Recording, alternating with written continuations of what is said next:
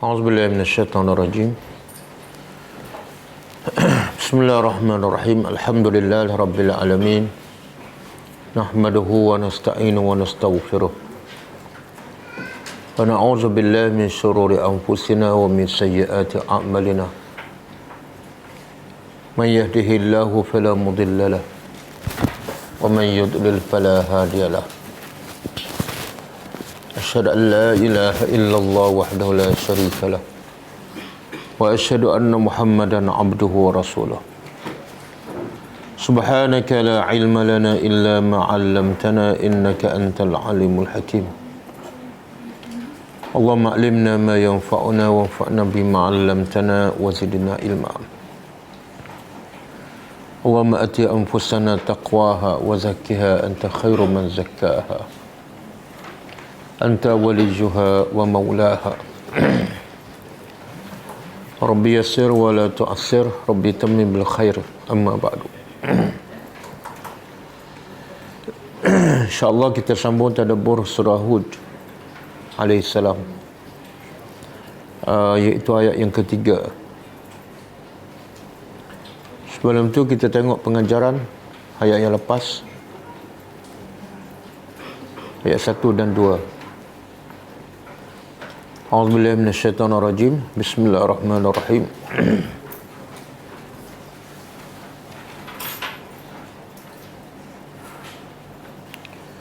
Alif Lam Ra. Kitabun uhkimat ayatuhu thumma fussilat min ladun hakimin khabir. Maksudnya, kitab yang telah diperkukuhkan ayat-ayatnya, kemudian dijelaskan, dihuraikan daripada sisi Tuhan yang maha bijaksana lagi maha mengetahui. Pengajarannya, pertama, Al-Quran adalah kalamullah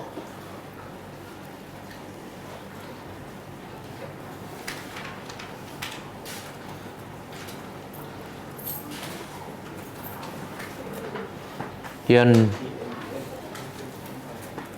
diturunkan oleh Allah dan bukan dari makhluk.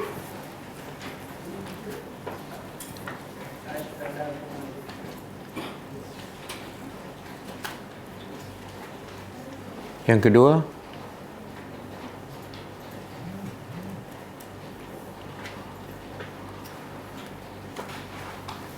antara mukjizat Al-Quran ialah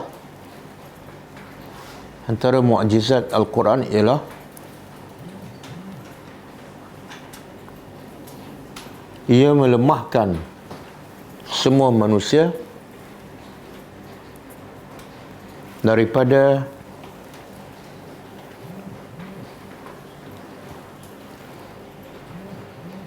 membuat seumpama Al-Quran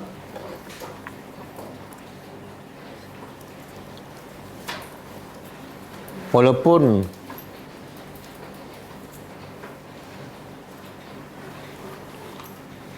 bahasa Al-Quran adalah daripada bahasa bangsa Arab.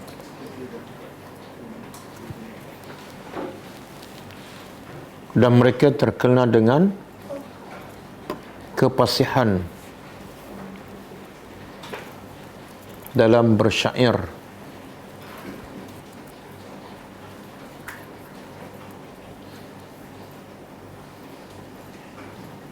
Yang ketiga, hanya Tuhan yang maha mengetahui sahaja dan maha bijak yang berkuasa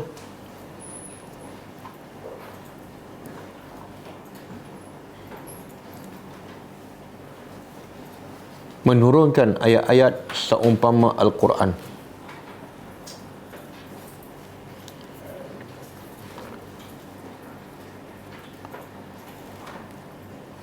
Ke ayat kedua, alla ta'budu illallah innani lakum minhu nazirun wa bashir.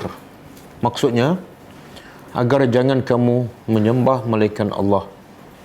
Sesungguhnya aku bagi kamu daripada Allah adalah sebagai nazir dan bashir. Pengajarannya, tujuan paling utama diutuskan Rasulullah dan diturunkan Al-Quran ialah untuk memastikan manusia tidak menyembah melainkan Allah.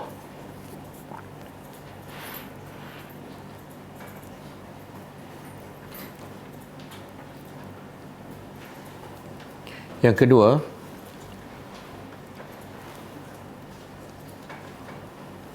peranan utama para rasul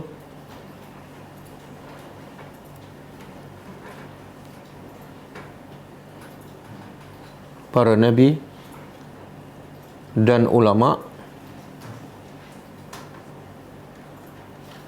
adalah memberi peringatan kepada semua manusia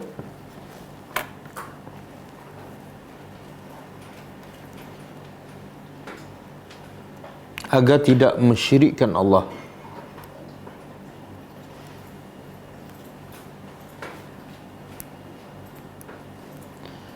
Dan memberi khabar gembira kepada mereka yang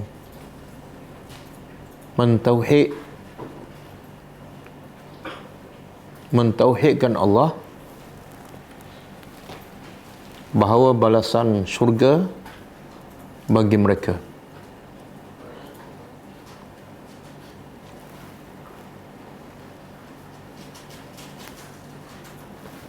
Okey, kita sambung ayat seterusnya.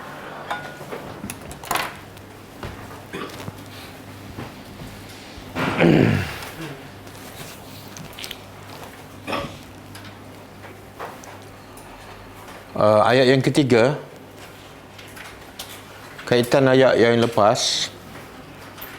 Kalau ayat yang lepas Allah mengajak, Allah memberitahu message diturunkan Al-Quran hanyalah untuk mengajak manusia supaya beribadat kepadanya.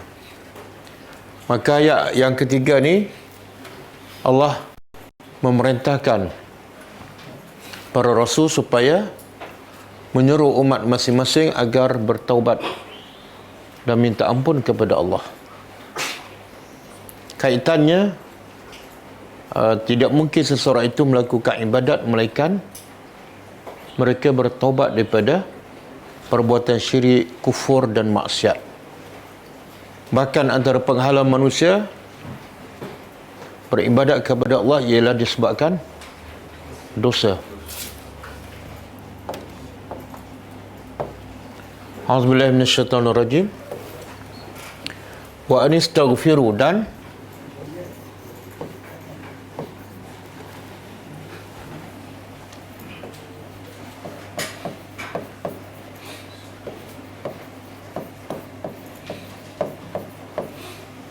istaghfiru, minta ampun.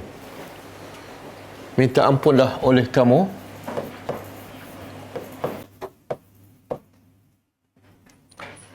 dia start fi'lun mesti ada fa'il. Okey, dalam istaghfiru ni fa'il apa? Fa'il apa istaghfiru?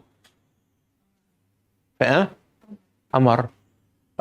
Di mana fa'ilnya? Di mana fa'ilnya? Wawul jamaah. Dan bentuk fa'ilnya ialah dhamir muttasil. Dhamir muttasil. Dan sebab tu kena ada terjemahan, minta ampunlah oleh kamu. Kamu tu waw berjemaah. Dan hendaklah minta ampunlah oleh kamu Rabbakum, kepada Tuhan kamu.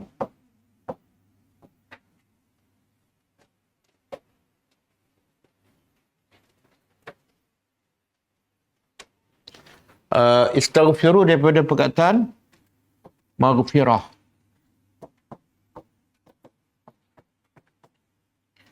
Maghfiratun. Maghfiratun iaitu minta supaya dilepaskan daripada balasan.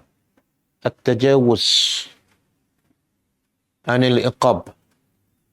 Maghfirah iaitu diminta dilepaskan daripada balasan. Bila kita buat dosa, sunnatullah ialah dihukum, diazab. Jadi untuk mengelakkan daripada pembalasan itu, maka hendaklah minta maghfirah. Hendaklah minta ampun oleh kamu kepada Tuhan kamu.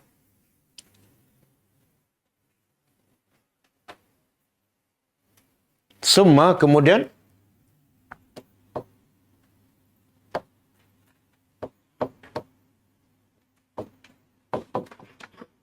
tubu.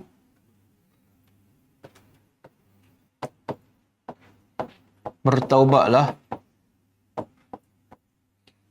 oleh kamu.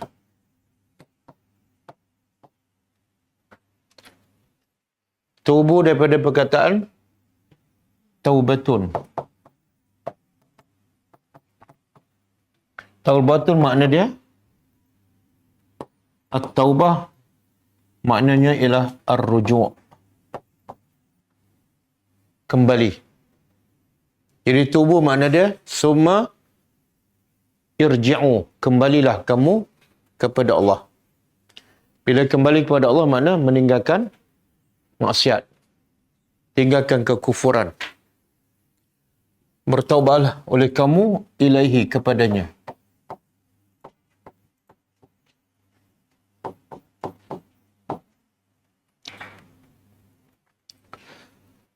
Okey. Ayat ni, waw ni dia panggil huruf ataf. Iaitu, apa dia panggil? Bersambung dengan ayat yang sebelum. Kalau ayat sebelum, Allah perintah supaya jangan sembah kecuali Allah. Lepas perintah sembah Allah, perintah kedua ialah minta ampun. Kaitannya macam saya bagi tahu tadi, kaitannya ialah tak mungkin manusia beribadat kepada Allah dalam keadaan dia masih kekal dalam dosa. Bahkan inilah penghalang utama manusia berubah. Manusia kembali kepada Allah, iaitu tidak bertaubat kepada Allah.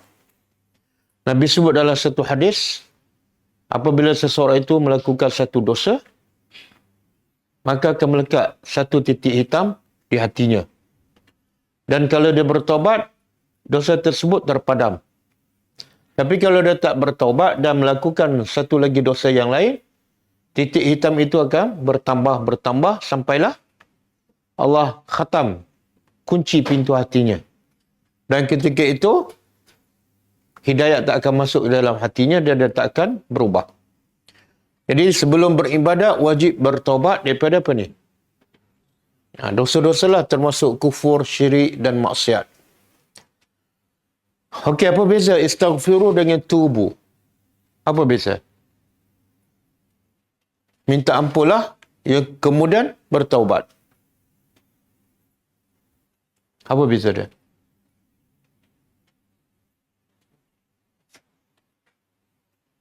Setiap hari kita minta ampun ke kita bertaubat? Minta ampun. Oh, tak pernah bertaubat. Jadi apa beza taubat dengan minta ampun? Oh, istaghfiru dosa kecil, taubat dosa besar. Dalam tafsir, istaghfiru ialah minta ampun dosa yang lepas. Makana. Bertaubat ialah ma yakunu, bertaubat daripada dosa yang akan datang. Kenapa?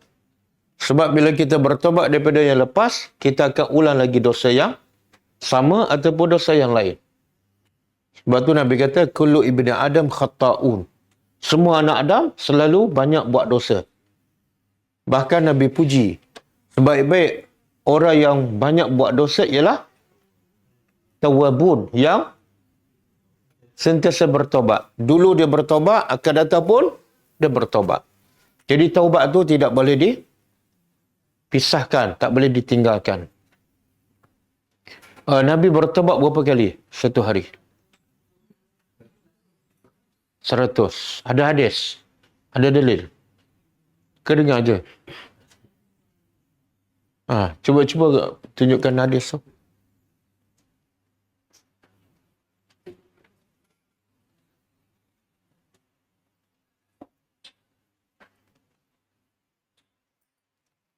Okey. Anil Agharri Al-Muzani radhiyallahu anhu. Qala Rasulullah sallallahu alaihi wasallam. Sabda Rasulullah SAW, ya ayuhan nas, wahai manusia. Bila sebut manusia, umum. Termasuk yang bukan Islam. Tubu ilallah. Kembalilah kamu kepada Allah. Kemudian Nabi beritahu sebab. Kenapa kena bertobat kepada Allah? Sebab antaranya, fa inni, sesungguhnya aku, atubu. Aku sendiri bertobat kepada Allah fil yaumi. Dalam satu hari, ilahi kepada Allah, mi'ata marrah. 100 kali. Hadis sahih riwayat Muslim. Jadi kenapa, kalau orang tanya, kenapa kena bertobat? Jawapannya, satu, pertama, sebab kita berdosa. Yang kedua, sebab Nabi pun bertobat 100 kali. Sedangkan Nabi tidak ada dosa. Jadi kenapa Nabi tak ada dosa tapi bertobat sampai 100 kali? Apa hikmahnya? Sepatutnya Nabi tak perlu bertaubat.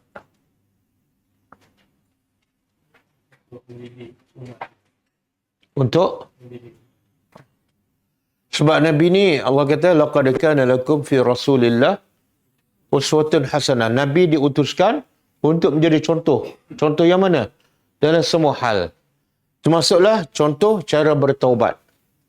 Kalau Nabi tak bagi cara bertaubat, mungkin umat dia bertaubat ikut suka je.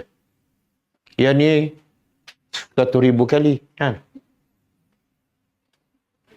Satu. Yang kedua, Nabi tak akan cakap. Nabi tak akan suruh umat dia kecuali Nabi dulu pertama buat. Contoh melalui teladan. Yang ketiga, kalau Nabi tak bertobat, mungkin ada orang akan beralasan. Kenapa kamu nak bertobat ikut sunnah siapa ni? Nabi tak bertobat pun. Betul kan? So, orang kita suka sandar pada Nabi. Yang sesuai dengan nafsu dia lah. Kenapa nak pandai-pandai nak bertobat? Nabi tak bertobat pun. Okey? Kita balik pada ayat.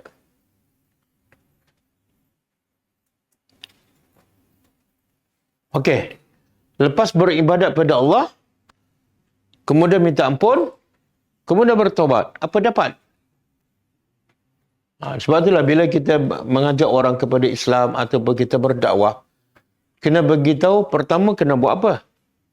Yang kedua, kena beritahu lepas buat apa tu, dapat apa. Kenapa? Sebab manusia ni, bila buat apa-apa, dia nak apa-apa. Betul? Ada tak manusia buat free? Saya buat percuma je. Tak bagi apa-apa pun, okey. Tak ada kan? Tak ada. Maka Islam pun macam tu. Tak mungkin Allah. Kalau manusia kita buat apa-apa pada manusia, manusia bagi. Maka mustahil. Allah Tuhan kepada manusia, kita buat apa-apa, Allah tak bagi apa-apa. Mustahil. Bahkan kalau manusia bagi satu, Allah boleh bagi berganda-ganda, berlipat kali ganda. Jadi kena sebut, bila kita beribadat pada Allah, bila kita bertaubat, apa tawarannya? Supaya apa? Bagi motivasi. Okey. Jadi Allah kata, suruh dia beribadat pada Allah, suruh bertaubat, kemudian istighfar. Maka dapat apa? Yumatti'kum. Dia akan Mata', yumatti' daripada mata'. Dia terjemah apa tu? Keseronokan lah, kan? Dia haji ada berapa jenis? 3. Pertama, tamattu'. Tamattu' daripada mata'. Kenapa haji dia dinamakan haji tamattu'? Sebab dia buat umrah, dia tanggal ihram, dia bebas. Tidak ada lagi pantang larang. Jadi dia, iaitu Allah akan memberi kesenangan. Mata'an, kesenangan. Hasanan, yang baik.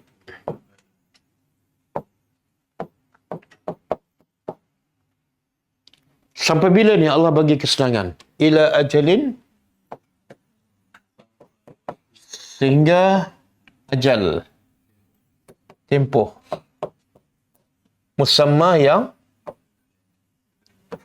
telah ditentukan ataupun ditetapkan.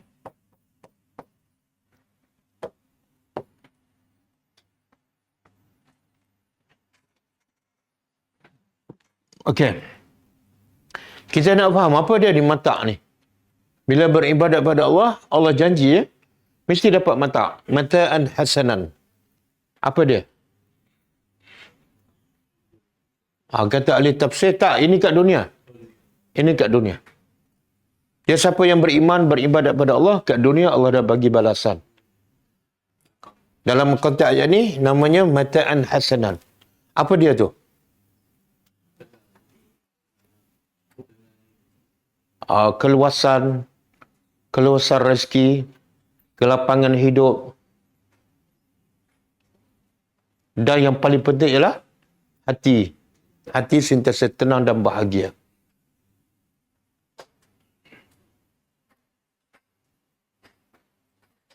Ustaz, saya beribadat pada Allah dan bertaubat setiap hari, tak senang pun. Rezeki sentiasa sempit je. Jadi siapa yang betul? Kamu yang betul ke janji Allah yang betul? Jadi kalau tak berlaku pada kamu, makna apa tu? Mungkin kamu tak beribadat betul-betul, tak istighfar betul-betul, tak bertaubat betul-betul. Sebab Allah tak pernah, innallah la yukhliful mi'ad. Allah tak pernah memungkiri janjinya.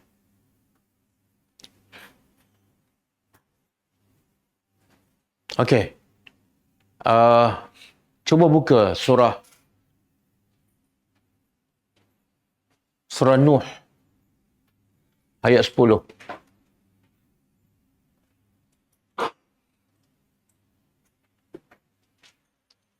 Dalam surah Nuh Allah sebut detail mata'an hasanan. Jadi ini ayat mentafsirkan ayat Al-Quran. Tafsir terbaik ialah tafsir Al-Quran dengan Al-Quran. Jadi surah Nuh ini ayat 10 hingga 12 menghuraikan apa makna mata'an hasanan. Okey. Faqultu astaghfiru rabbakum.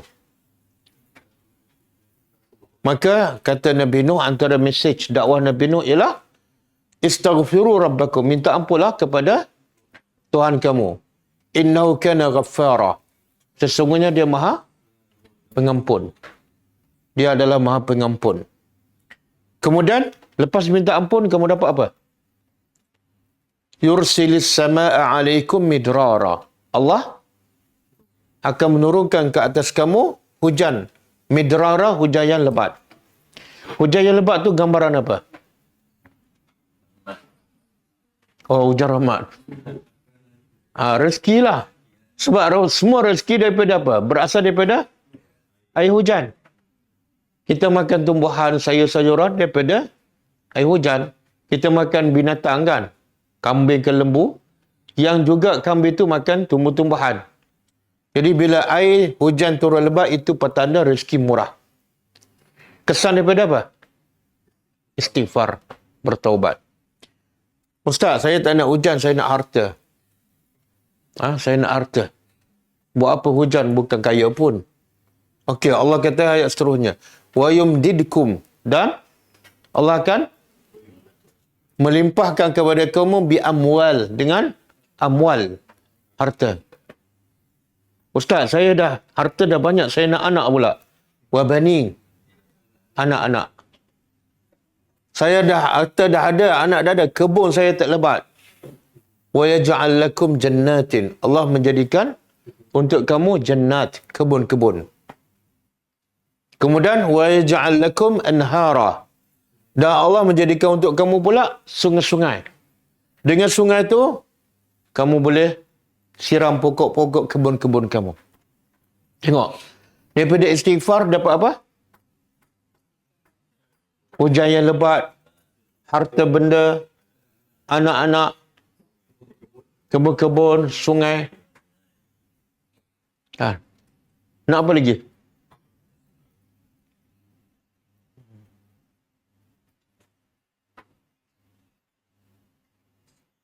Okey.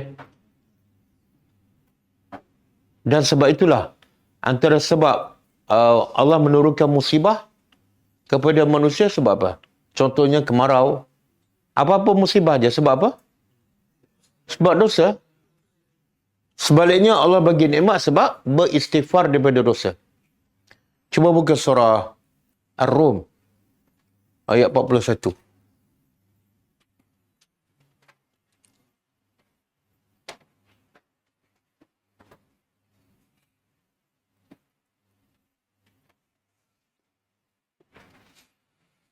Okey. Cuba terjemah. Auzubillahi minasyaitanir rajim. Zahara al-fasadu. Telah jelas, telah zahir, telah muncul al-fasad. Segala kerosakan di atas muka bumi. Hari ini kalau kita baca akhbar kan, setiap hari menggambarkan apa? Masyarakat kita semakin rosak.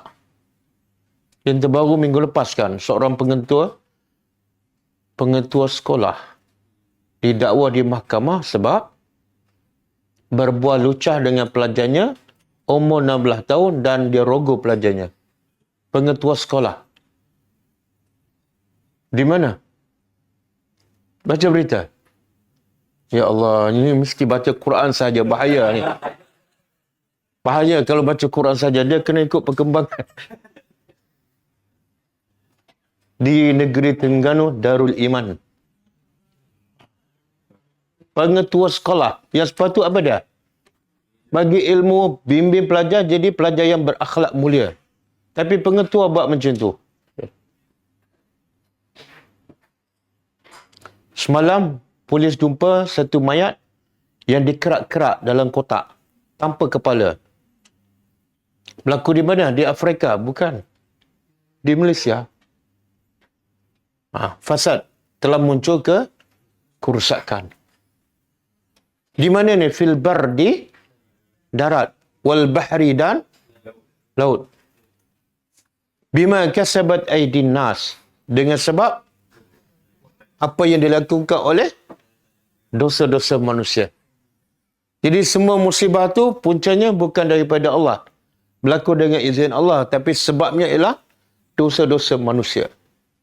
Liyuziqahum. Kenapa Allah turunkan musibah tu? Supaya Allah timpakan kepada mereka ni yang buat dosa ni ba'dallazi amilu. Sebahagian apa yang mereka, apa maksud dia? Apa maksud sebahagian yang mereka lakukan? Mana kalau mereka buat kejahatan 100, Allah hanya hukum 20, 30 sahaja. Yang 70 tu Allah maafkan. Maksudnya kalau Allah hukum atas semua dosa-dosa manusia, apa berlaku? Tak ada seorang pun akan ada hidup di atas muka bumi. Semua akan mati. Buat dosa saja Allah hukum. Buat dosa saja Allah hukum. Tapi yang musibah tu kena sebahagian ataupun segelintir. Sebab Allah hukum sebahagian daripada dosa mereka. Apa tujuan? La'allahum. Inilah hikmahnya. Hikmahnya ialah supaya mereka kembali kepada Allah. Sebab itulah bagi orang beriman musibah tu adalah nikmat. Dengan musibah tu dia kenal Tuhan, dia balik kepada Allah. Cerita Aceh. Bila kita pergi ke Aceh, orang Aceh sendiri bagi taklimat. Dia kata, sebelum tsunami 2004, Disember 2004, orang Aceh sentiasa bergaduh, berperang. Pernah dengar kan? Dia ada GAM. Bukan GAM gajah tu. GAM Gerakan Aceh. Berperang, membunuh. Di pantai tengok orang Jawa dibunuh. Jadi hidup orang Aceh tak pernah aman. Dia sentiasa nak tuntut, apa dia panggil, autonomi. Hak autonomi daripada kerajaan Indonesia. Jadi sentiasa dalam berperang. Tak pernah aman. Dan masa tu tak ada siapa pun pergi Aceh. Tak ada siapa melancong ataupun melawat. Sebab dalam peperangan. Orang Aceh pun, kalau dia nak pergi keluar Aceh, dia tukar nama. Sebab orang Aceh ni, nama dia biasanya nama Islam. Ismail, Baihaqi. Kalau kita pergi daerah lain, nama Indonesia memang pelik-pelik. Tapi orang Aceh istimewa apa dia? Nama dia lebih kepada nama-nama Arab. Jadi bila orang Aceh nak keluar daripada Aceh, dia terpaksa tukar nama. Kenapa? Takut orang luar Aceh bunuh dia. Musibah tak? Musibah. Macam mana Allah nak hilangkan musibah, nak bagi keamanan pada orang Aceh? Allah bagi tsunami. Tsunami. Jadi Allah bagi musibah ke atas sebahagian manusia yang buat dosa, supaya apa? La'allahum yarji'un. Bila berlaku tsunami, hilang semua. Gerakan Aceh mereka mati dan semua hidup dengan aman. Bahkan kita tengok Aceh sekarang, 99% orang Islam.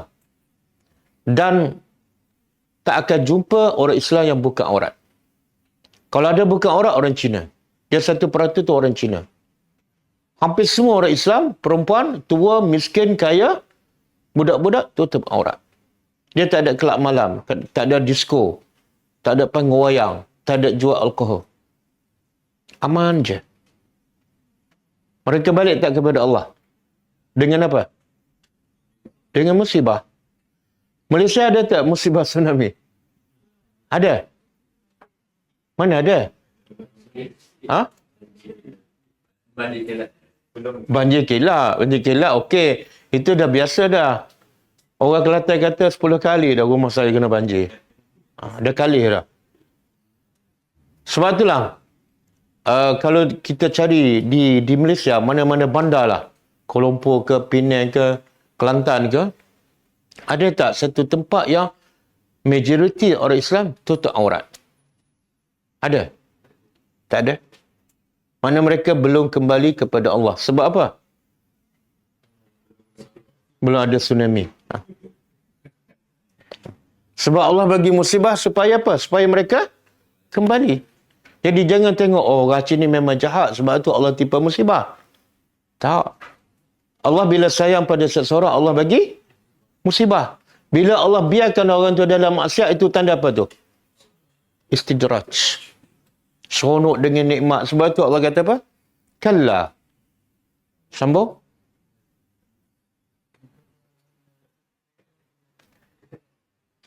Oh, tak apa. Ayat yang ada kalla. Kalla.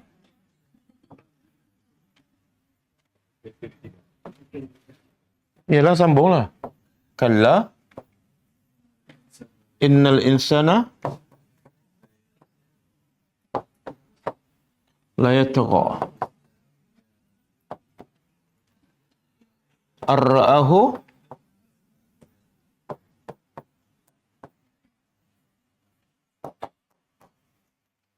sekali-kali tidak. Sesungguhnya manusia pasti akan yatra. Apa dia yatra?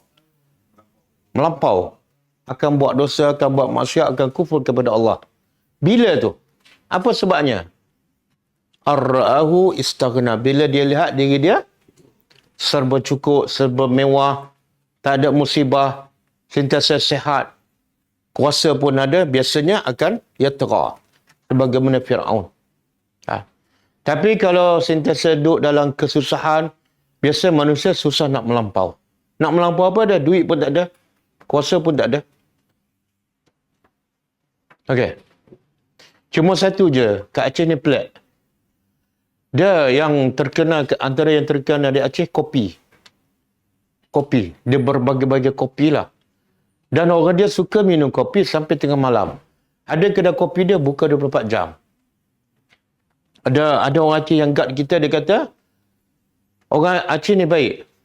Siapa yang minum kopi, walaupun sekelah, duduk 2-3 jam dia tak halau. Dia duduk buat apa ni? Dengan anak beranak sampai pukul 11 malam. Isteri, anak, sampai pukul 11 malam. Dia buat apa? Dia charge telefon dia. Dia guna wifi kedai kopi tu. Percuma. Saya dengar. Lepas tu malam tu saya pergi. Memang betul. Penuh. Dengan anak-anak. Pukul 11 malam. Ada tak suasana tu di Malaysia? Biasanya lepak siapa? Bapak je. Mak dengan anak mana ada. Ini satu family. Bagus juga kan? Dia tahulah suami dia pergi ke mana. Kenapa? Sebab tak ada tempat lepak lain. Panggung wayang ke? Tak ada. Kedai-kedai mamak pun tak ada. Okey? Jadi Allah kata, munculnya kerusakan di darat dan di laut disebabkan dosa. Jadi Allah turunkan musibah supaya akhirnya mereka kembali kepada Allah. Okey, kita balik pada ayat kita. Satu lagi. Surah An-Nahlu, ayat 98.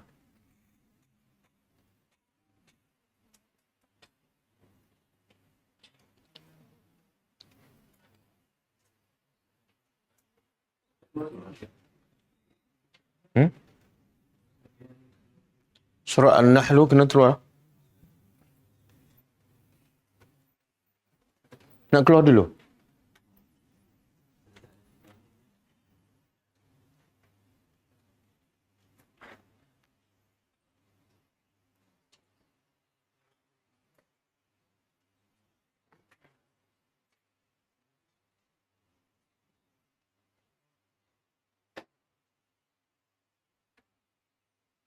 (97).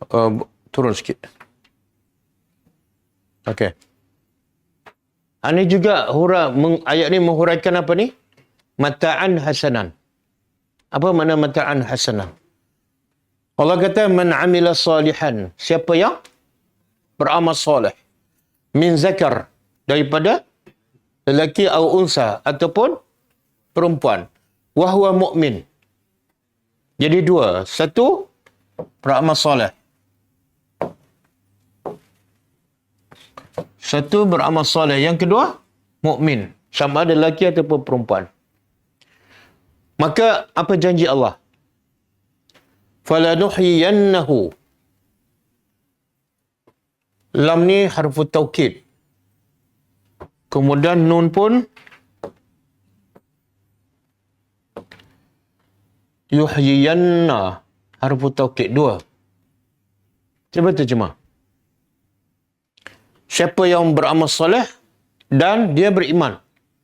Dua syarat. Kalau beramal soleh saja tak beriman, tak dapat. Ataupun beriman tapi tak ada amal soleh pun tak dapat. Dia mesti dua. Maka Allah janji, falanuhyiyannahu. Maka pasti sesungguhnya kami akan hidupkannya dengan hayatan tayyibah. Hayatan tayyibah.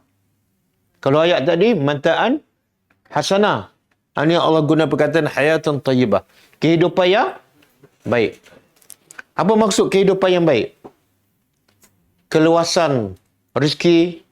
Dan yang paling penting ialah hati itu tenang dan bahagia. Walaupun rumah sempit tapi bahagia. Ada orang rumah besar tapi dia rasa macam sempit je. Duduk kereta besar tapi dia rasa macam kereta kancil je. Yang naik kancil rasa macam naik Merc je. Sebab tu dia buat logo Merc kan. Lepas tu buat sayap lagi kan. Hayatan tayyibah. Tak mestinya kaya. Tak mesti rumah besar. Yang penting apa dah? Hati.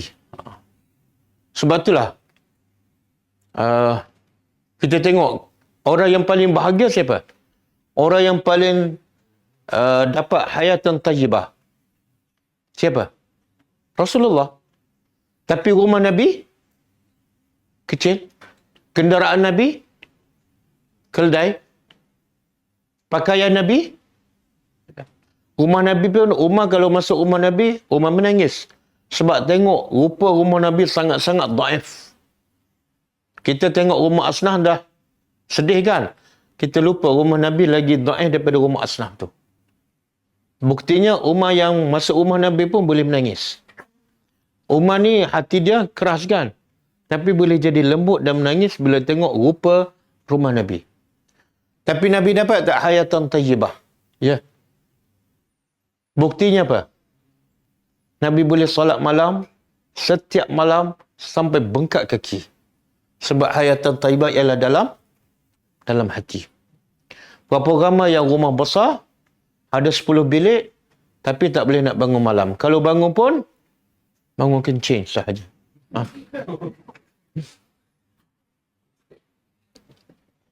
Okey, ini kehidupan yang kat dunia. Di akhirat dia dapat apa? Wala najziyannahum, dan pasti kami balas kepada mereka ajrahum.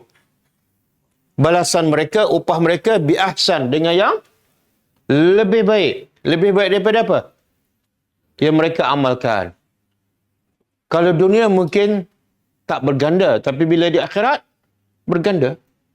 Kalau sedekah satu, Allah gandakan sampai 10 dan sampai 700. Kalau solat sunat fajar, 2 rakaat, Allah gandakan apa? Lebih baik pada dunia dan, tapi di mana tu Allah balas? Di akhirat. Allah di akhirat, Allah akan balas lebih baik daripada apa yang kita buat. Buat sikit, tapi balasannya berlipat kali ganda. Okay, kita sambung ayat kita.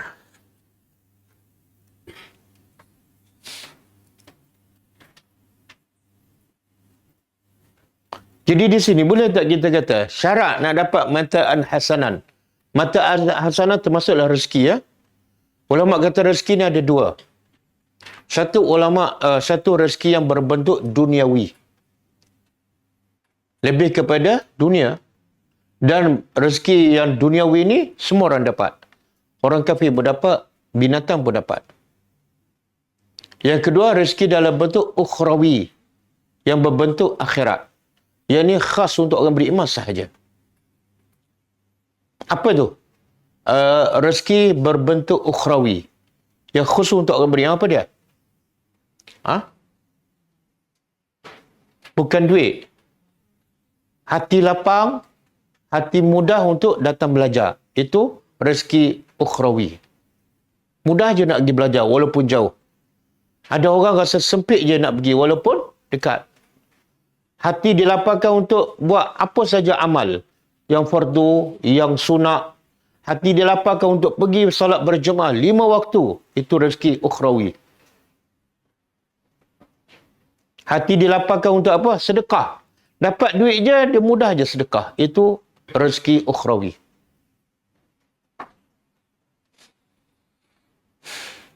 Okey. Tapi orang beriman dapat tak rezeki duniawi? Dapat. Boleh tak kita kata, siapa yang beriman dia akan dapat je rezeki? Boleh kan? Dia punca manusia tak beribadat pada Allah ataupun tinggal ibadat. Apa punca? Sebab apa?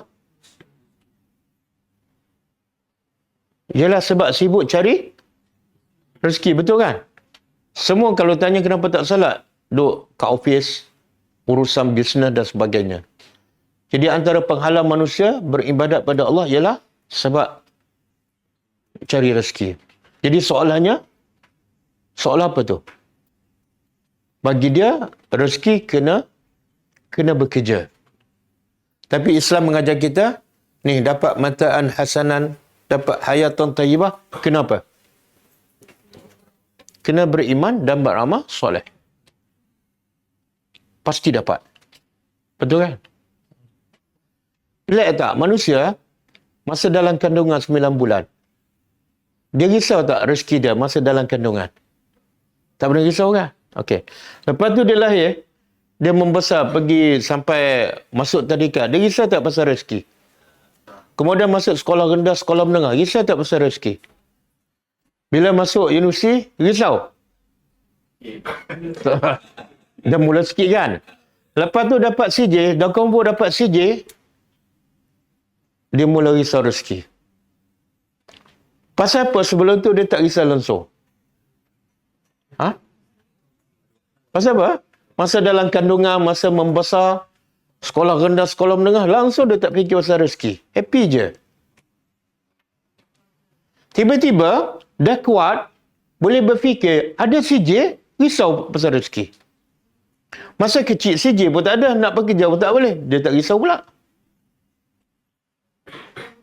Pasal apa? Dia tu siapa? Kita lah. Ha? Sebab apa? Ada mak bapak. Mak bapak. Jadi adakah sepanjang masa dia kecil tu, mak bapak yang bagi rezeki? Ha? Tengok mulut dia cakap Allah kan? Tapi bila dah besar, dapat CJ, kenapa dia tak yakin Allah akan bagi?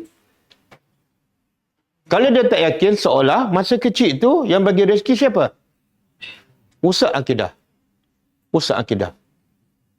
Dan masa kamu kecil tu bukan mak bapak. Kita bila duduk dalam kandungan, kalau Allah tak bagi rezeki, mati tak? Mak bapak kita tak boleh nak bagi yang dalam kandungan. Bila kita lahir, kalau Tuhan tak bagi susu, mak boleh bagi tak susu pada anak? Tak boleh. Jadi semua Allah.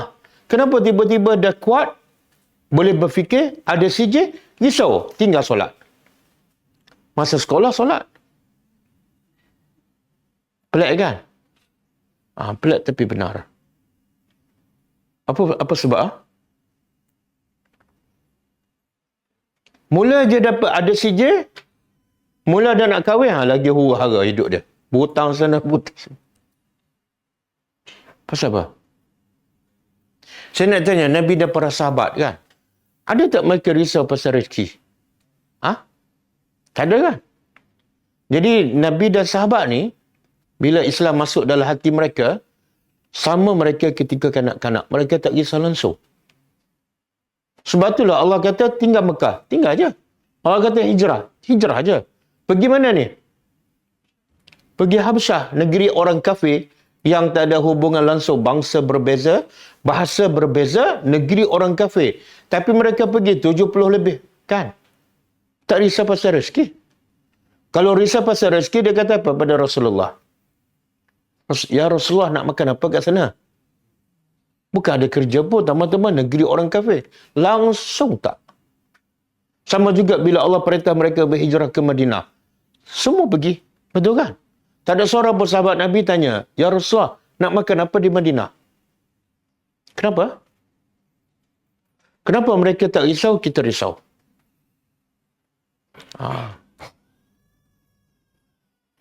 Ujian awal tahun, no? Saya ulang soalan. Kenapa Nabi dan sahabat tak risau? Kita risau. Kadang-kadang dah ada kerja pun kita masih risau kan.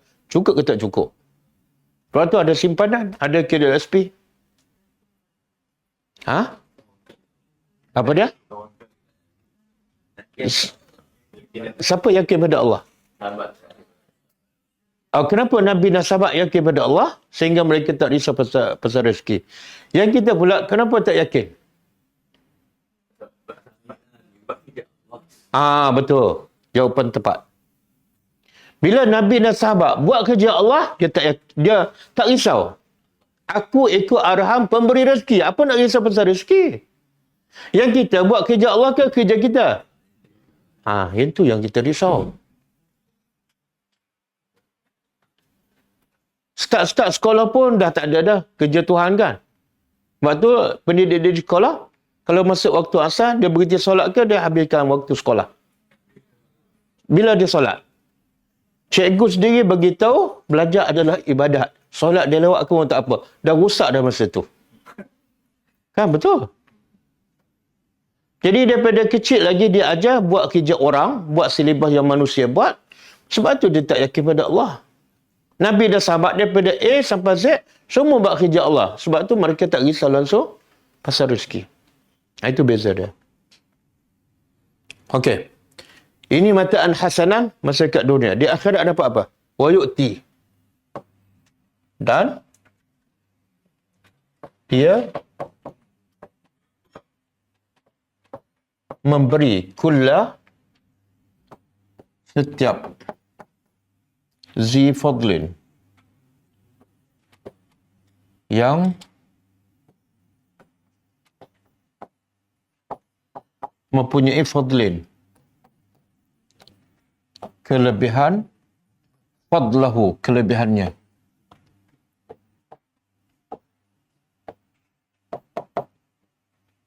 Apa maksud ni? Kalau kat dunia beriman, beramal soleh, beristighfar, dapat mataan hasanah ataupun hayatun tayyibah. Kalau di akhirat, Allah akan bagi setiap yang mempunyai fadli. Fadli ni ihsan. Selain pada kita buat yang fardu, kita ihsan kepada orang, maka Allah akan balas ihsan kita. Allah akan balas. Berapa kali ganda? Cuba buka surah Al-Baqarah ayat 245.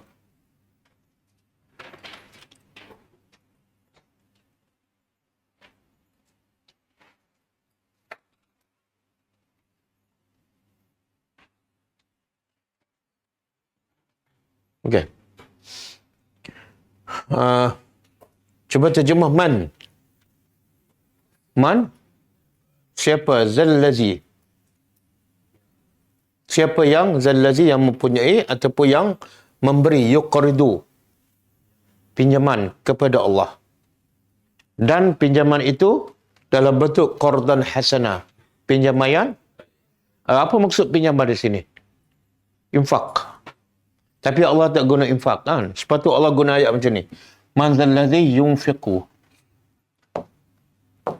Yunfiqu. Siapa yang infak?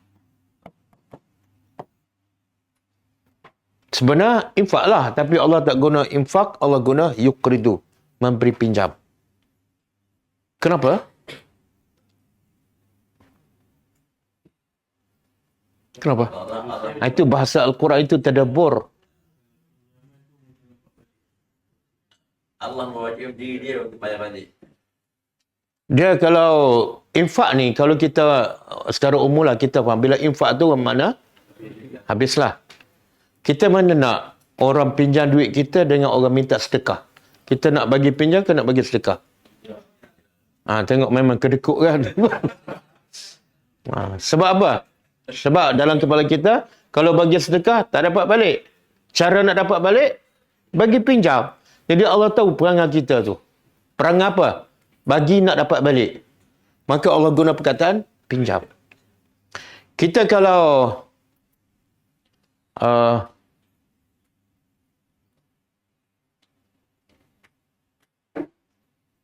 kita bagi pinjam pada orang kaya dengan bagi pinjam pada orang miskin, yang mana kita bagi dahulu? Sebab apa? Nampak lagi kan? Kedekut kan? Sebab kita cintakan duit kan? Bagi nak pulang balik. Jadi siapa yang paling mudah pulang balik? Orang kaya. Kan?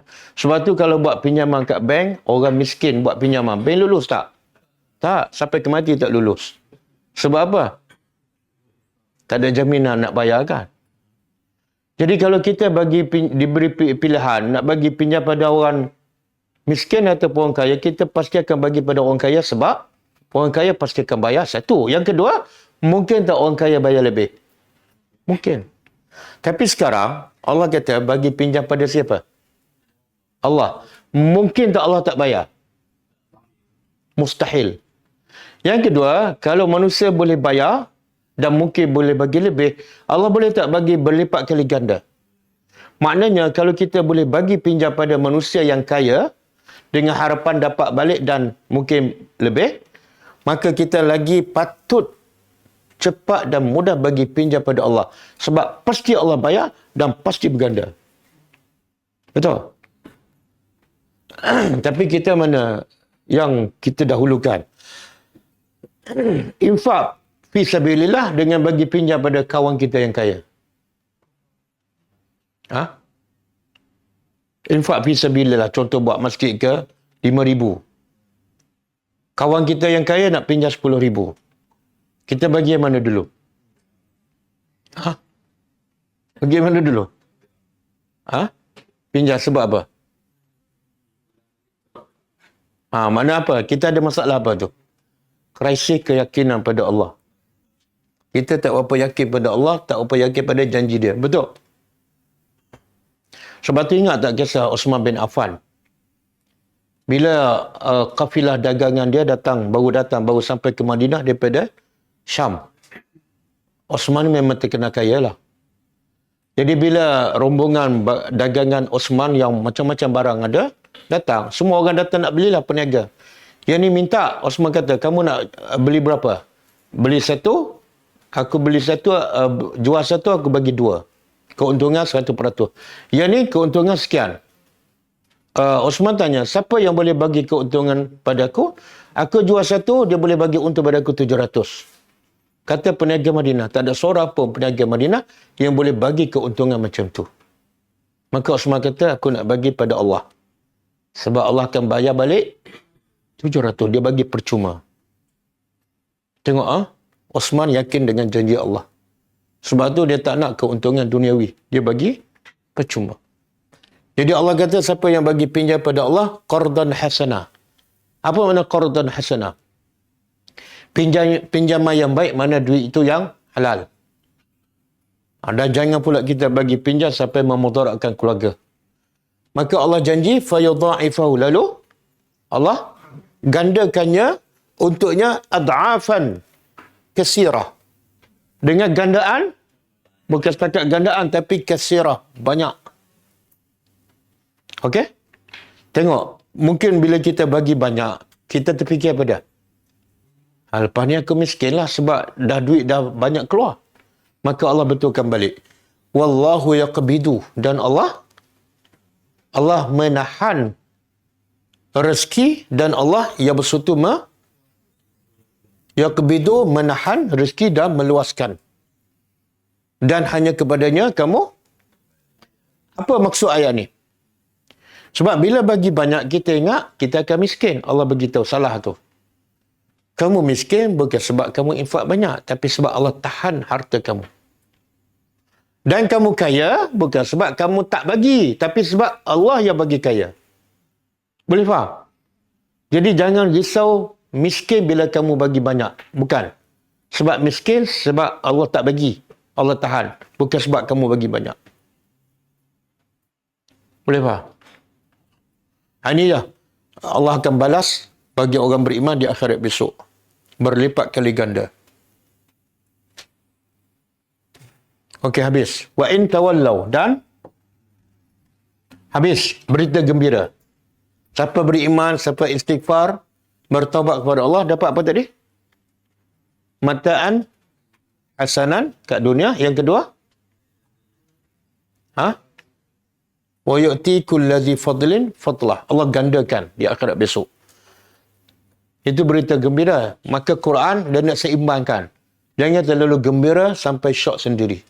Maka Allah bagi amaran. Wa in tawallau. Dan sekiranya kamu berpaling. Berpaling daripada apa ni? Tiga tadi. Satu, beribadat kepada Allah. Yang kedua, istighfar. Yang ketiga, kamu tak nak buat. Maka, fa'inni.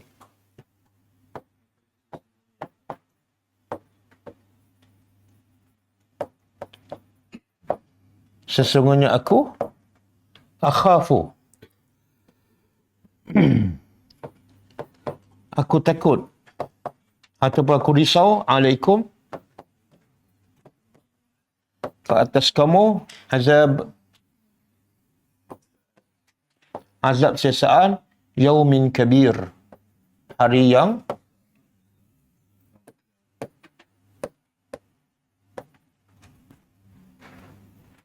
jadi kita dalam dua pilihan. Satu, beriman beramal soleh, dapat mataan hasanan.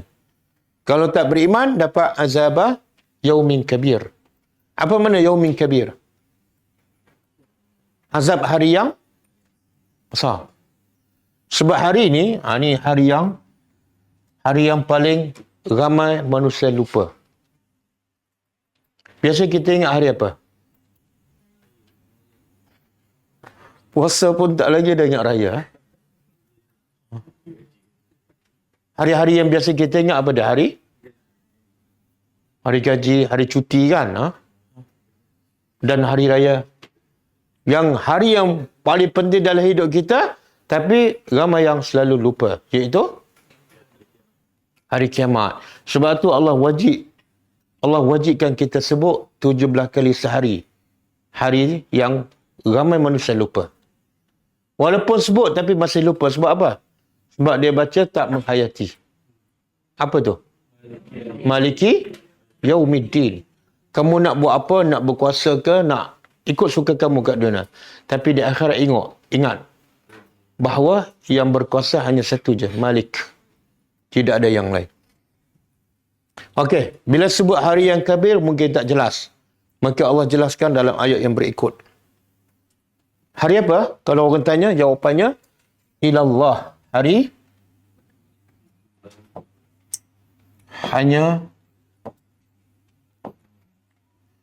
hanya kepada Allah. Marji'ukum.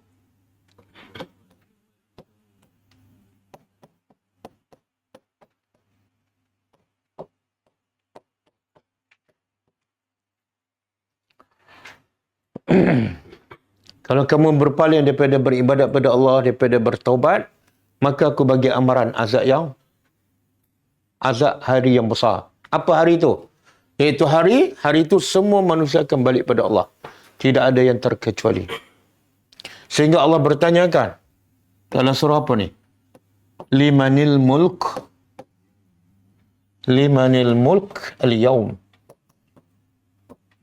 Allah tanya semua khalayak ramai di padang mahsyar. Bagi siapa kerajaan hari ini? Semua diam. Firaun pun diam, Qarun pun diam, Bidin pun diam. Maka Allah jawab apa? Lillahi al-wahidi al-qahhar. Hari ini Allah sendiri menjawab. Allah tanya, Allah jawab. Sebab apa? Semua tak pernah jawab. Lillah, hari ini kerajaan itu hanyalah milik Allah, wahid yang esa, yang al-qahhar, yang berkuasa. Kemudian Allah berkata wahwa dan dia ala atas setiap sesuatu qadirun, maha berkuasa. Mungkin orang bertanya, boleh tak Allah kembalikan semua manusia yang dah mati, dah hancur dan dikumpulkan di satu tempat? Boleh tak? Kalau ikut logik manusia, akal manusia, ramai manusia tak percaya. Maka Allah kata, wa huwa ala kulli syai'in qadir. Allah di atas setiap sesuatu setiap sesuatu. Kalau saya tanya soalan, boleh tak telur dimasukkan dalam lubang jarum? Telur ayam ke telur itik? Boleh tak dimasuk dalam lubang jarum? Boleh ke tak boleh? Anda tak percaya ayat ni? Anda tak percaya dengan ayat ni? Apa makna kulli syai'in? Kenapa kata tak boleh? Boleh tak?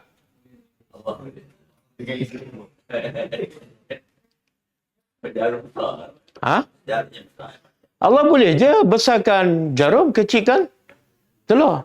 Kita memang tak boleh. Itu makna kulli syai'in, setiap sesuatu. Tak ada satu pun yang mustahil. Boleh faham? Sebab tu orang beriman, kalau yakin pada ayat ni, hidup dia tenang je. Dia musibah macam mana pun, kadang-kadang sakit 30 tahun. Mustahil tak Allah nak bagi sembuh setelah 30 tahun? Tak mustahil. Sebab tu orang beriman sentiasa positif. Kan? Kadang-kadang yang sakit 30 tahun, tapi yang mati dulu, yang jaga yang sakit tu.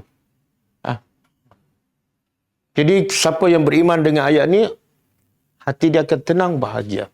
Tak ada satu yang mustahil. Api boleh jadi sejuk. Laut yang besar boleh jadi lebuh raya. Tongkat kayu boleh betulkan jadi tak mustahil. Jadi kenapa nak takut? Ini akidah yang Nabi dan sahabat bawa tu. Sebab tu dia buat apa saja yang Allah perintah. Dia tak takut pada manusia. Sebab manusia tak boleh buat sesuatu. Tapi Allah qadirun. Okey. Oh, dah habis dah. Tak ada ayat lain dah. Oh, panjang. Kalau panjang, kita berhentilah.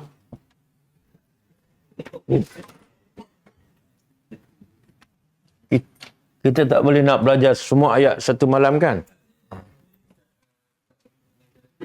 Saya bagi pengajaran. Kita bagi insya-Allah surah ni, surah baru ni kita akan bagi pengajaran terus. Ada orang kata kalau bagi terus panas kan? Tapi saya bagi besok yang lepas tu, tadabbur hari ni, pengajaran besok. Sebab apa? Sebab supaya besok dia ingat lagi yang belajar semalam. Tapi kalau malam ni tadabbur, malam ni pengajaran, besok tapi tak apalah, mungkin ingatan kita dah kuat kot. Okey, pengajaran ayat yang ke-3.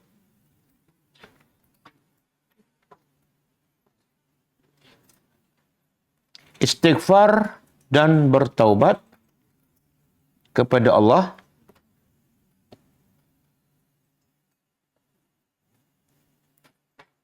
adalah punca utama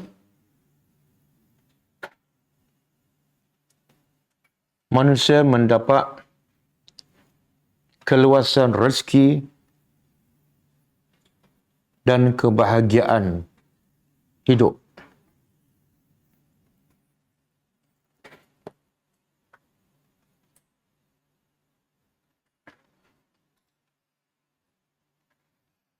Yang kedua,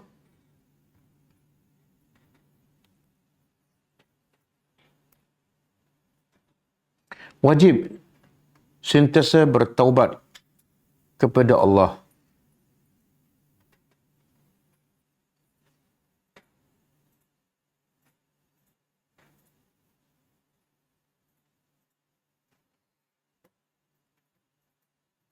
Kerana dosa adalah penghalang utama manusia daripada mendapat rezeki dan ketenangan dalam hidup.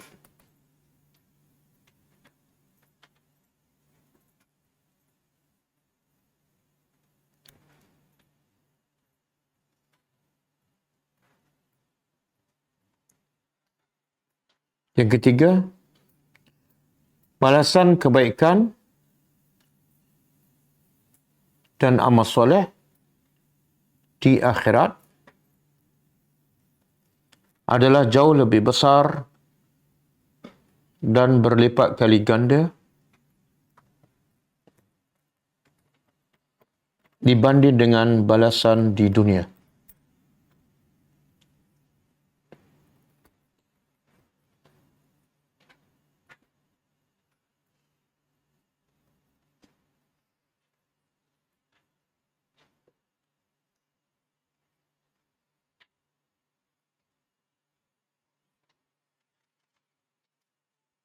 Yang ketiga. Yang keempat.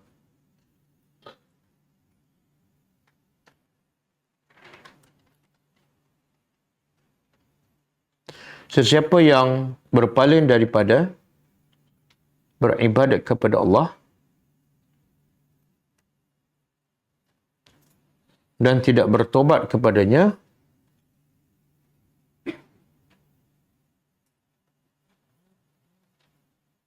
maka azab yang pedih pasti akan menantinya di akhirat.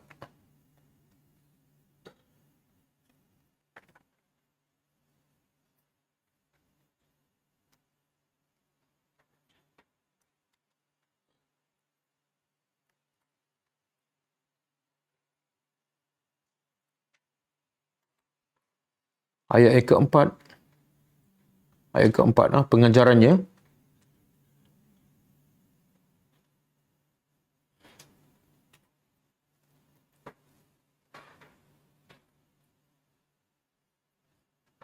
Tidak ada seorang pun yang akan selamat di akhirat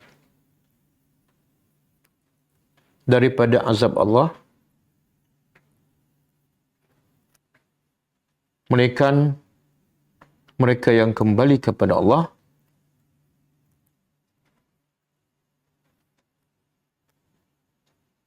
dengan hati yang suci bersih dan amal soleh yang ikhlas.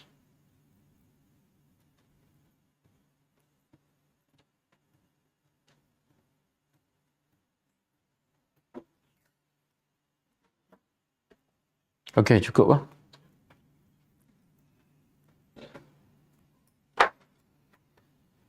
Kita baca sikit buku Khulasah Ta'zim Al-Ilmi.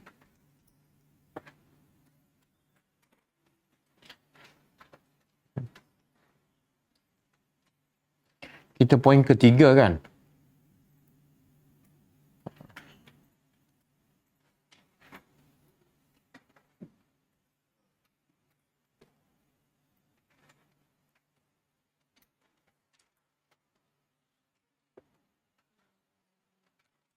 Poin yang ketiga.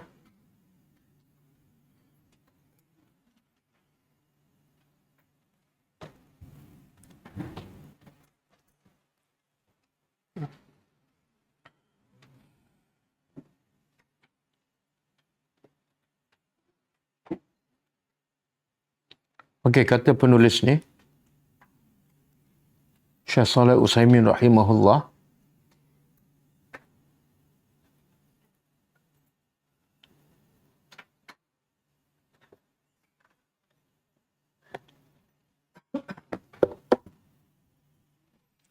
Tajma'u al-himmatu 'ala al-matlub bi tafakkudi salasati umur. Kalau kita ingat lagi yang pertama, simpul yang pertama dalam proses untuk belajar ilmu ialah mesti apa? Bersihkan bekas untuk diisikan ilmu, iaitu hati. Yang kedua, ikhlas. Hati dah bersih daripada segala kotoran, syirik, kufur, riak. Maka yang kedua, ikhlaskan hati dalam menuntut ilmu. Ini yang ketiga. Yang ketiga, hendaklah pastikan kehendak dan tekad untuk belajar ilmu dengan ada tiga perkara ni. Pertama, al-hirsu ala ma yanfa'. Famata wufiqa al-'abdu ila ma yanfa'uhu harasa alaihi. Iaitu bersungguh-sungguh untuk mencari apa yang bermanfaat untuknya. Jadi kalau belajar tak boleh main-main. Kena al-hirsu. Kena bersungguh-sungguh. Yang kedua, kena bersungguh-sungguh perkara yang memberi manfaat. Kalau yang melarakan, yang sia-sia, yang mengaruk, tiba-tiba bersungguh-sungguh, itu juga tak akan memberi apa-apa faedah. Okey, yang pertama kena bersungguh-sungguh.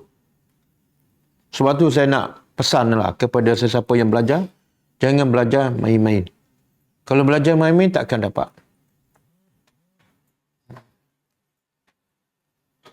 Kita tengok Nabi Musa AS belajar di mana?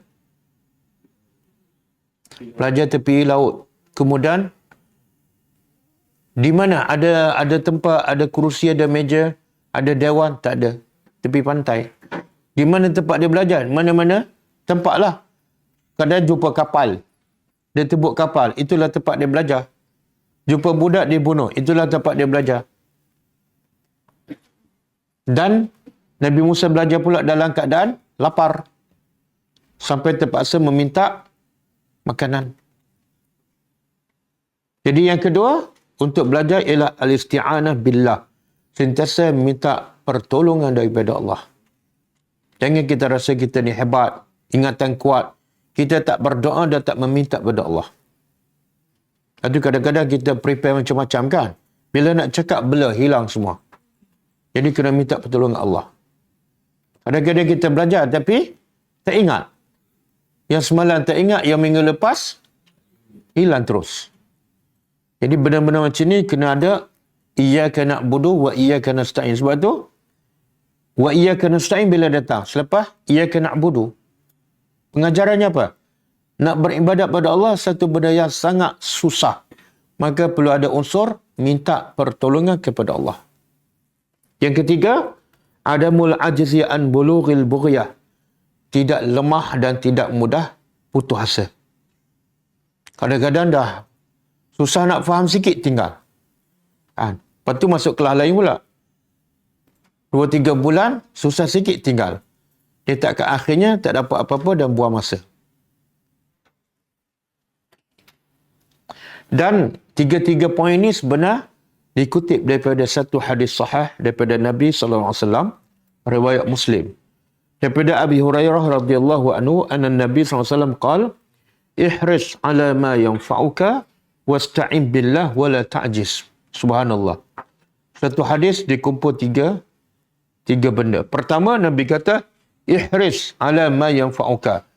Bersungguh-sungguh kepada perkara yang memberi manfaat. Bila dengar je ilmu tu memberi manfaat, sama ada dalam bentuk amal ke zikir ke, pegang betul-betul, amal betul-betul. Yang kedua, wasta'in billah. Minta pertolongan daripada Allah untuk supaya kita dapat faham dan dapat beramal. Dan yang ketiga, jangan mudah mengalah. Jangan mudah kecewa. Kata Al-Junaid rahimahullah, ma talaba ahadun syai'an bijiddin wa sidqin illa nalahu. Tidak ada seorang pun menuntut sesuatu dengan sungguh-sungguh, melainkan pasti dia dapat. Maknanya kalau tak dapat tu, makna apa? Tak sungguh-sungguh, main-main. Yalah, kita belajar untuk dunia kan, daripada sekolah rendah, sekolah menengah sampai universiti. Akhirnya dapat tak? Dapat. Sebab apa? Sungguh-sungguh. Tak penting kan? Pergi pagi, lepas tu petang, kadang-kadang petang, sambung lagi. Sekolah agama, malam, tuition lagi. Ada seorang budak tu, mak dia bawa jumpa saya. Sekolah setiap hari. Tuition kat rumah, online setiap hari. Saya kata, habis belajar apa kat sekolah? Sehingga perlukan tuition setiap hari di rumah. Setiap hari. Komplek kan? Dulu zaman-zaman kita mana ada tuition. Tapi okey je kan? Kita yang melahirkan pelajar yang duk buat tuition setiap hari tu. Kadang-kadang tuition ni bisnes. Betul kan?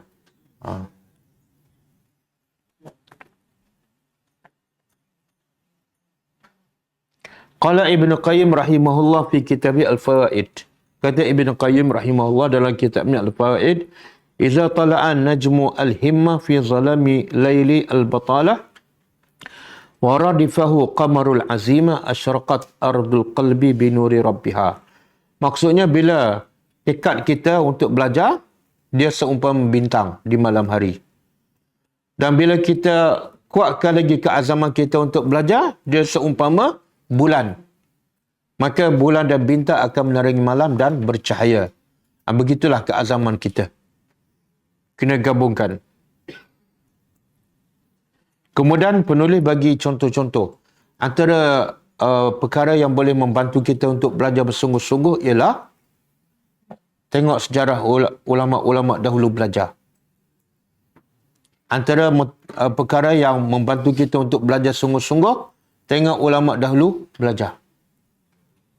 Antaranya Abu Abdullah Ahmad ibn Hanbal, kana wa huwa fi siba rubama arada al-khuruj qabla al-fajr ila hilaqi syuyukh wa ta'khudhu ummuhu bi thiyabi wa taqulu rahmatan bi hatta yu'azzina an-nasu aw yusbihu. Maksud dia, Ahmad ibn Hanbal bila dia belajar masa kecil, dia belajar bila start? Sebelum subuh.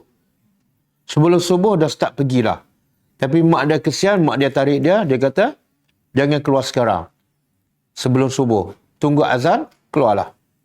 Sampai tahap tu. Mula belajar sebelum subuh. Kita start belajar bila?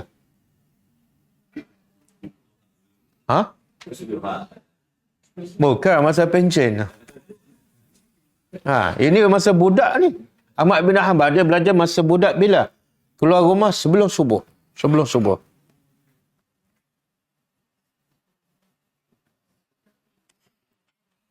Dia Imam Syafi'i rahimahullah. Dia belajar kat Mekah. Dia dengar di Madinah ada seorang ulama besar yang mengajar di Masjid Nabawi yang bernama Imam Malik. Dan Imam Malik ni ada kitab dia namanya kitab Muwatta. Tapi Imam Syafi'i ni miskin. Apa dia buat? Dia pinjam kitab Muwatta, dia hafal. Bila dia hafal ni? Sebelum masuk kelas. Jadi bila jumpa Imam Malik, Imam Malik kata, kalau kamu nak belajar, bawa kitab. Kata Imam Syafi'i, aku tak boleh kitab. Sebab aku dah hafal. Tengok kesungguhan. Kita bila hafal? Sebelum belajar ke, lepas belajar tak hafal-hafal?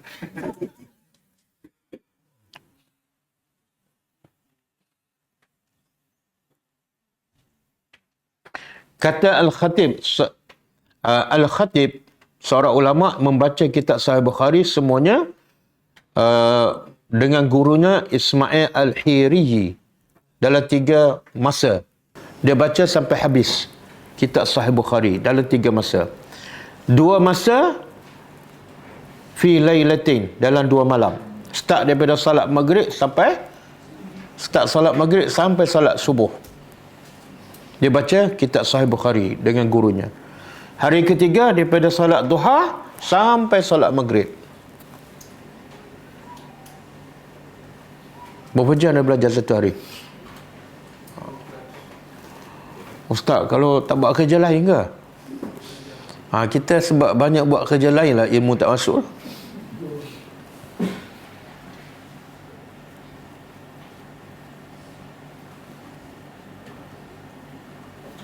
Abu Muhammad Ibnu At-Tabban, dia mula belajar waktu malam, sepanjang malam.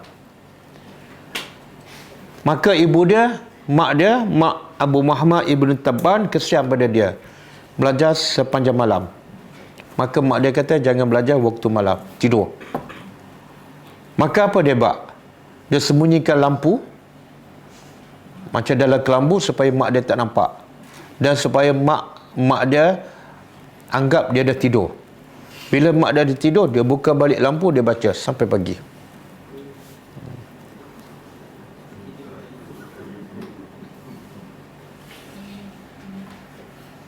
Okey, habis ha? Jadi poin yang ketiga apa dia? Belajar kena bersungguh-sungguh. Kena ada 3. 1, bersungguh-sungguh bila nak menuntut ilmu. Yang kedua, minta pertolongan dengan Allah, berdoa pada Allah. Jangan tunjuk gedebel kan. Belajar tapi tak berdoa pada Allah. Yang ketiga, apa dia? Jangan putus asa. Khususnya bahasa Arab. Jangan putus asa. Tak faham sikit, ustaz saya dah give up dah. Tapi kalau bab lain, tak give up. Panjat gunung 3 jam. Okey. Boleh lagi? Boleh ustaz. Okey je. Okey, kita jumpa lagi insya-Allah pagi besok dengan kelas hadis oleh Ustaz Usama. Kemudian malam kita sambung tadabbur surah Hud alaihissalam. Dan kita tutup dengan membaca tasbih kafarah. Subhanakallahumma wa bihamdika asyhadu an la ilaha illa anta astaghfiruka wa atubu ilaik. Assalamualaikum warahmatullahi wabarakatuh. كتاب الله ترق جنانه وتنل